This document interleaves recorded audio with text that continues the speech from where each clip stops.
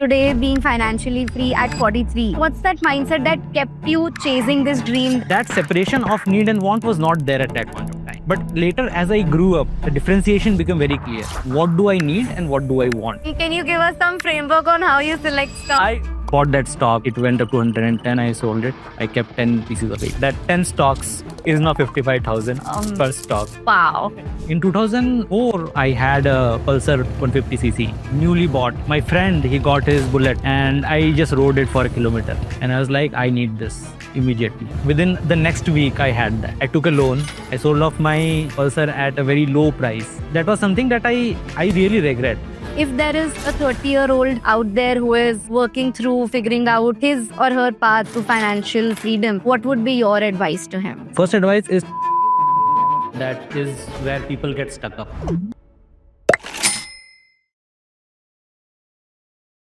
Hi Jayant, welcome to Power Up Money. From a very lower middle class background, starting your first job at 8,000 a month to today being financially free at 43, right? First and foremost, I would love to understand, right? When we come from such backgrounds, survival is the only instinct. So what's that money mindset, or what's that mindset that kept you chasing this dream that, I can achieve this, I can also be fired? Tell us more on that. Okay, so I come from a very small background, and my parents, we had 3 kids, and we used to all ride in the same scooter. So that was the background that I come from. And initially also, my parents, they were very, they always had the thought of saving. So I never actually thought about being financially free at that point of time. It actually came later in my life. But for me, saving was very important. So even when I had my first job of 8,000, I was still saving 1,000 rupees a month. And tell us more on your career journey, right? How did, from that 8,000 to being financially free, how was that journey like? How did your income increase and how did your savings increase along the way? So my first job was 8,000. I was employed in a small startup. Okay. It was not a startup. It was a body shopping company where you get projects and you just type in code and throw it out. And that was, I think, I stayed there for 1.5 years. My second job was Naukri.com. Okay. That was in 2002. I joined them. It was, again, at that time, it was a very small organization. There were only 4 people in the technical team. Okay, wow. And so I was one of them. And I stayed there for a long duration. I saw the first startup going IPO. And that was a very, very interesting journey for me.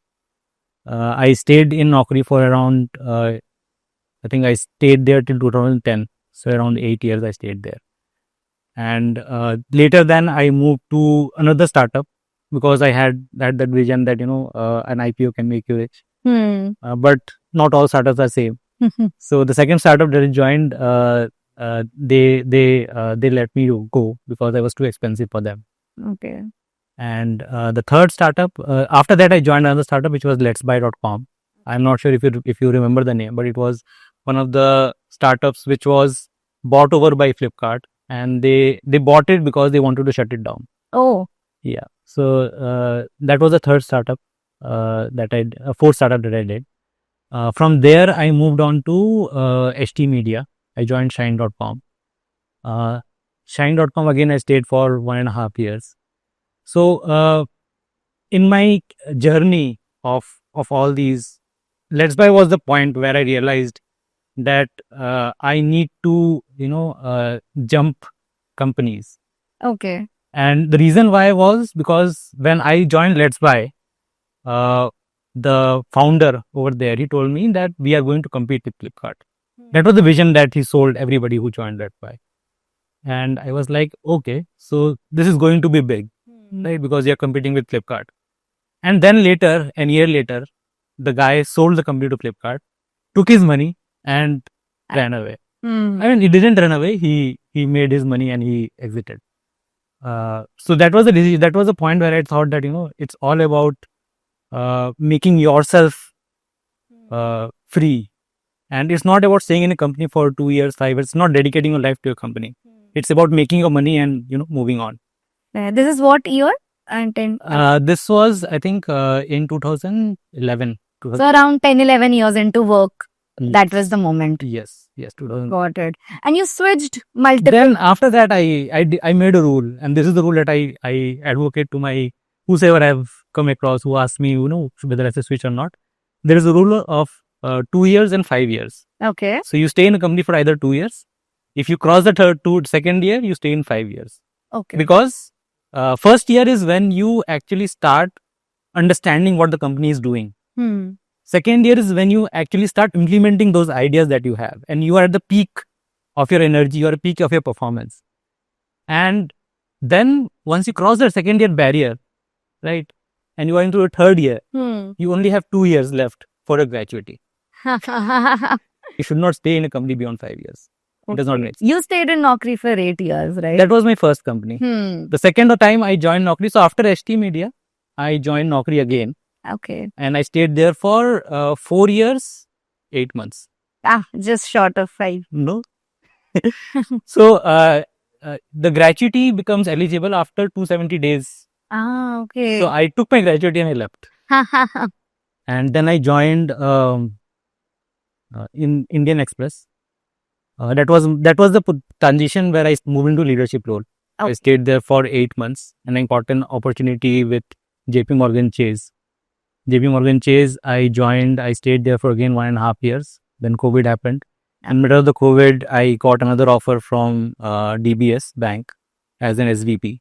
So I joined there. Again, I stayed there for 2 years, I think almost 2 years. And then I moved to Turbo, my last organization. Got it. So you switched multiple times. Was that also a critical key to achieving financial freedom at an early age? Because typically the switches come with a salary hike as well. Yes. So I was just doing a calculation of my first salary versus my last salary, and apparently I did a annual growth rate of 25% year on year. That's amazing. To achieve what I think the switching helped a lot.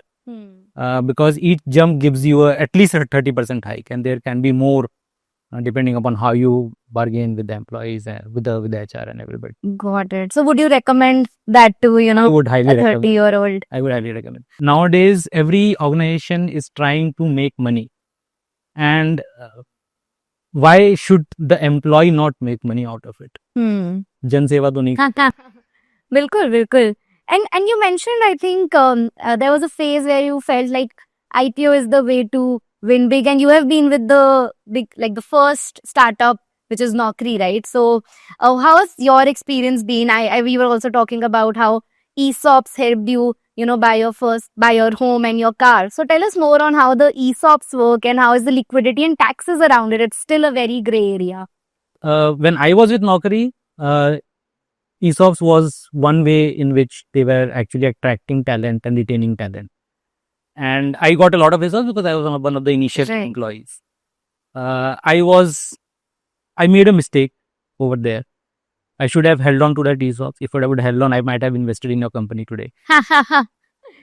So, but yeah, I sold off those ESOPs. I paid off my home loan, and I got a car, and I didn't value those ESOPs. Today, those ESOPs are worth a lot.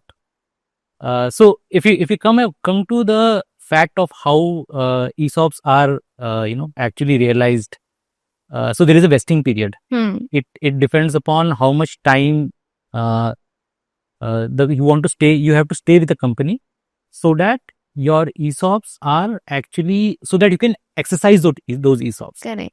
So the vesting periods generally is a 4-year duration. That's what I've seen in most organizations. And it's generally divided into 25. So you suppose you get 100 ESOPs, you will get 25% in the first, 25 second, third and fourth. And once the ESOPs are vested, then you can exercise those ESOPs. Correct. Now, when you exercise those ESOPs, that ESOP becomes a part of your compensation. Right? So the difference between the ESOP vesting price and the market price, that difference is a part of your salary, and it will taxed as per your as per your salary slab. So as per the income tax, not per income. not the capital gains. Not the capital. Technically, it's Not the capital. okay. Because Okay. it's given to you as a part of a salary, Okay. right? Now, when you take that ESOP and it becomes a part of your portfolio, your Demat account, and when you sell it later, maybe 1 year later, 2 year later, 5 year later, 10 year later, well, whenever you want to sell it, that difference between the amount, uh, the amount at which you got the ESOP and the amount that you sell, that is now a capital gains tax. Okay. You're taxed twice. Oh, okay. So that's the double whammy. Yeah. Just wanted more clarity here. So once, in the event of liquidity that we are able to exercise the ESOP, you get that money liquid in the form of No, when you exercise the ESOPs, you get it you in get the Demat. shares. Okay. You don't get money. So so what happens is that suppose you got ESOPs at 10 rupees and the market value at a time of exercising is 100 rupees. So there is a 90 rupees gap. If you are in 30% tax slab, you will have to pay 10 plus 30 to the company, and then you get the 100 rupees ESOP. The share, basically. And then whenever you sell that share, you also put the capital gains there. On top of it. Interesting. So let's talk more about your investment journey and your savings journey, right? You mentioned from your very first job itself, right? Out of that 8,000, you still saved 1,000. So how did your investments grew over time, and where were you investing back then? So when I started investing, my first investment was an FD. The second investment that I made was an LIC, because my dad told me that you should get an LIC. So I have an LIC which I purchased in 2001, and which is supposed to get matured in maybe 2-3 years now. Okay. Right. So that was the second investment that I made. So started off with FD, LIC, and continued on that track itself.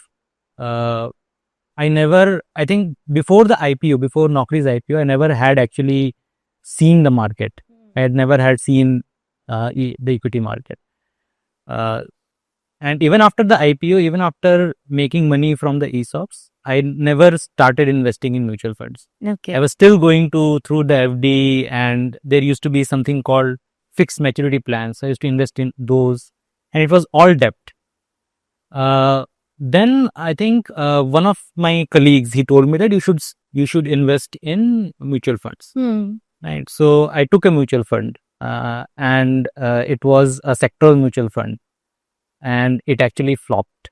To be very frank, it was what do you say, ELSS scheme, and it actually, when I sold it after 3 years, it was half the price at which I bought.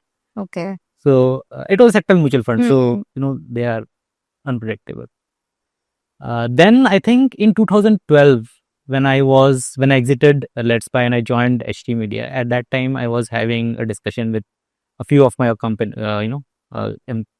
colleagues, and we were discussing over lunch, and the thought came up, how to go about creating your retirement purpose.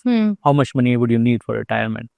So we were just throwing numbers around, and one of the very learned, he was the guy who actually still does IPOs, he used to do everything, mutual funds, IPOs, stocks, everything.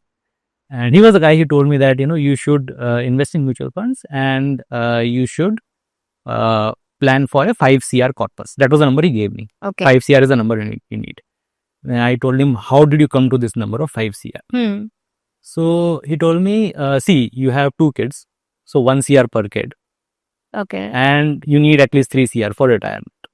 So I was like, okay. But at that time, I was mostly investing in stocks. I was not investing in mutual funds. Okay. So I used to buy stocks, and after 10% growth, 15% growth, I used to sell them and used to keep a portion of it. So if there are 100 stocks, I used to sell 90 and keep 10 for me. That was what I was used to do at that point of time. I had a portfolio of approximately 50-60 stocks at that point of time. I started my first SIP in mutual funds, and that was, I think, in 2014. Okay. So that was when I started, and it has been a long journey. So have you moved away from stocks now? No, I still have quite a lot, because there were few stocks which actually performed marvelously. Acer Motors, that was one example that I generally give to whoever asks me. So Eicher Motors used to be a small stock. It used to cost around 100 rupees at that time in 2000, I think 2012 or 2013, something like that. And I bought that stock and it went up to 110. I sold it. I kept 10 pieces of Eicher Motors. I think it's around 55,000. It split into 10. Wow. And it's that 10 stocks Wow. is now 55,000 per stock. Wow. Can you give us some framework on how you select stocks? So why I selected, again, that's a very interesting piece of question that you asked. Why I selected Eicher Motors? Because I had a Bullet and I was like, okay, I like this motorcycle and I like the company, so let me get some stocks for them. Wow. So that was, so again, but it was a gamble, right? And there are other companies which I had, for example, Yes Bank. Yes Bank, right? Yes Bank. Yeah, the one that crashed. The one that crashed. Okay. Right? So there I lost money. So it's the same thing, right? It's a gamble. But do you do active stock selection, or did you do? No. But you're very much into mutual funds as of now. I believe in mutual funds because it reduces the risk that we need to take. Right. And it's not a gamble. You have some predictable history. Right. And you can predict some part of the future based on those history. Got it. So how about within mutual funds? There are n number of, mutual fund schemes, multiple categories. How is your portfolio like?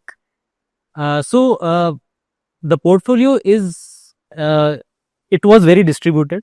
Again, I was mindlessly going across all mutual funds. So I had approximately 45 mutual funds in my portfolio at one time. Now I think it is down to 20, 25, I think. But there's still a lot of mutual funds in my portfolio. I'm still trying to consolidate it out. But the selection criteria was basically based on past performance. And the mistake that I made was I always went for large caps in the early phases of my career, whereas I should have gone for a small cap or because risk is more, with more time, you can take more risk. Yeah. And large caps are low risk categories, right? And I had time. I could have taken more risk at that point of time. Now I don't have that much time, so I can't take such huge risks. So the advice that I would give to people is that early in your career, if you have a 20-year duration, if you have just starting out 25 years, 20, 30 years, the first investment should be a small cap fund. Because it will oscillate, go up and down, volatility, but it will give you and at the end it will give you a 20% CAGR. Correct. So how is it allocated? Like, how is your overall portfolio allocated? Like, how much is into mutual funds? How much is into, say, FDs, real estate? And within mutual fund also, like, how is it into different categories as of today? So as of today, I have broken down my portfolio into 3 different parts. And these parts are not based on percentage. These parts are based on the number of years that I have. Okay. So how it is divided is that the first 5 years of expenses is in debt. Okay. The next 5 years of expenses are in hybrid funds, and the remaining are in stocks and equity funds. Okay. So that's for how I have distributed the portfolio. Surprisingly, this first 10 years is approximately 30-35% of the corpus. Oh, okay. So which means around 65-70% is in stocks and equity funds. And given it's a big chunk, have you now changed your strategy to move to like mid cap, small cap, or no? Now I don't have much time. I think I had some investment in mid cap and small caps, and I will continue those investments. I'll hold on to those because they will generate me good returns when I'm 60, 65. And how was that planning like? Like, how did you calculate that number? Usually it's said, 25 times your annual expense or something like that. Did you do that, or, as you said, goal based? So I have an Excel sheet. Okay. As you know, I'm also a financial mutual fund distributor. Now, yes. And so I have an Excel sheet where I have all the goals listed down. So each goal has a different inflation, right? So for example, education would have a 10% inflation. A car would have a 3% inflation. A marriage might have a 5% inflation, and your retirement would have the normal 7% inflation. So that is the way I have created the Excel sheet. The point is that your corpus, the 25x that people say, that's a US strategy. And over there, inflation is I think around 2%, 3%. Yeah. Whereas we in India struggle with a 7% inflation. So the challenge is that we need to plan for a bit more. Right. So instead of 25x, what I generally advise people is to go for 35x, which means that if you're retiring in 40, you have money to survive till 75. Very interesting strategy. I think I've never heard portfolio being split as, okay, 5 years of expenses as debt, 5 as hybrid, and the rest in equity and stocks. So, Jayant, I think typically when we speak to people in their 30s, right? 30s is that period where you have all of your expenses piling up, right? Whether it's kids' education, house loan EMIs, and all of that. What kept you, on the track and, that discipline to stay invested, even when, there is this thing about, lifestyle of upgradation, right? As you move jobs, your salaries increase, lifestyle also tends to increase. How did you maintain that discipline to always stay invested? So I, since I come from a very small background, I always had this thought of the difference between a need and a want. So I would always try to match my need, and for every want that I had, I would try to delay that. So there is something known as delayed gratification. So and I have fumbled over there also, right?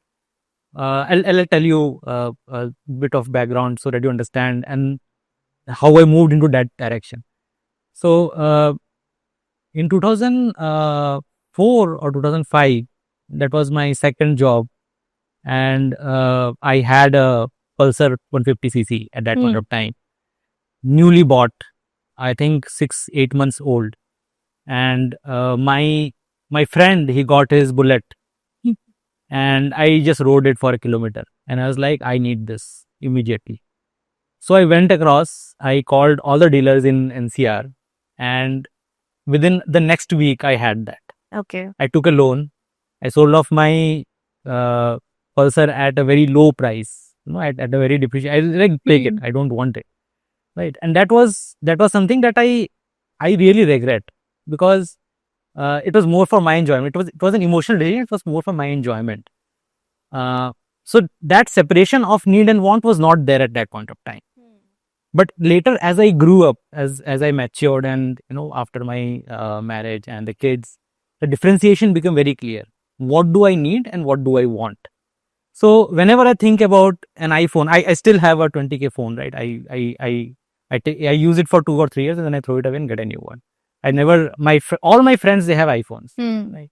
And I was like, I don't understand. I don't understand what is the purpose of getting a 1 lakh phone when you can get 5 phones at the same price, right? So that the separation of needs and wants, and secondly, delayed gratification. So understanding. So if and today also, if I feel that I want to get this immediately, I pause and I say, let me think on it for a week and then take a decision. And generally, within a week, you question yourself, do I actually need it? So I think that discipline and compounding of that discipline in the last 10 years is what sort of made all the difference, right? And on that note, I think, Jen, if there is a 30-year-old out there who is working through figuring out his or her path to financial freedom, what would be your advice to him? So people who are 30-year-old, they still have a lot of, they can take a lot of risk because they have time. So the first advice is to figure out what you want your corpus to be, because that is something that is where people get stuck up. And even if you don't have that Excel, the first thing to do is to figure out 35x of your expenses. I have seen people who are still not able to figure out their expenses because they don't track it, right? And the challenge is that it's very varied, right? But in the market now, there are a lot of tools which actually you don't need to feed data. They just pick out messages, and they give you information about what your expenses are throughout the month, throughout the year, and everything. So my advice is that you should actually have a look at it, spend some time, Hmm. because eventually it's your life and it will help you in your later stages of life. Start investing, right? Even if you start small. The thing is, there is a huge blockage in investing. There is a huge resistance to investing, just because you don't know. Hmm. So instead of that, if you are not confident, get in touch with a financial advisor, ask him where you want to invest, just start a small 1,000 rupees SIP and wait for a year. You will see it grow, and that will help you, take a call. Yeah. And once you start, then it's a journey. Then you have to take multiple calls, and then you will, of course, make your way. Right. No, I think perfect. Track your expenses, know your retirement corpus, and start investing. Start early. Last question, Jayant. I think we spoke a lot about money, investing, and how that helped you gain the freedom of time. Apart from money, if there's one thing that one should focus on, what should that be? So I think why so there is something known as your life, right? And when we always talk about work-life balance, we always talk about work. We don't talk about life. Right? We always say that work-life balance has to be there, and hence I will work for these many hours. But we don't talk about life. We don't talk about what we should do in our life, right? So life, I believe, is all about experiences, and it's very important to have experiences in life. Right. First priority is experiences. Second priority is your family and people relationships. Those are two things that I would say outside of life, outside of work, that you should focus on. Very true. I love how you articulated कि work life balance में work के बारे में तो सब बात करते हैं, but what about life? So I think that's the perfect note to end this conversation. So thanks for sharing all of that, Jayant. I had such a lovely time. Thank you so much. Yeah, great talking to you.